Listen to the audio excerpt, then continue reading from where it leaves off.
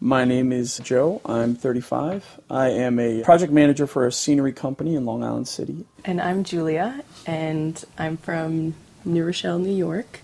I am a graduate student, actually. I decided to go back to school after working as a graphic designer for a short time, so I'm getting my PhD in anthropology now.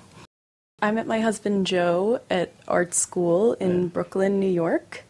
And I found myself not really wanting to do any of my projects in my own room. So I started to bring my drawing projects, my painting projects to her dorm room. Like basically we'd make pots of coffee and we would talk all night. And just do our projects. When we realized, that we had feelings for one another, I told a friend of mine that I liked Joe.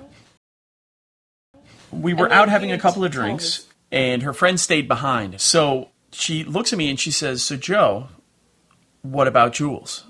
I'm like, "Oh, well, she just left." She goes, "No, what about Jules?" I was like, "What are you talking about?" She goes, "She's in love with you." I'm like, "What?"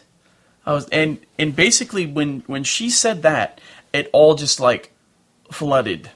I always considered Jules to be completely out of my league, and she is still, but I had no idea, or maybe I did, but I just like, no, I had no idea. And then you said, but, and she's like, "But what?" And my friend said, "But what?" And then Joe said, I was like, "But nothing. I love her.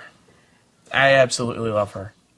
We rent a car, we go to the Berkshires, and we headed out on our walk. And we go up this little windy path, and I'm sweating bullets. I have no plan still. We get into the gazebo, and since Joe is a woodworker, I was looking at the wood that the gazebo is made out of. Right. And I asked him what type of wood it is, and he didn't know. I didn't know.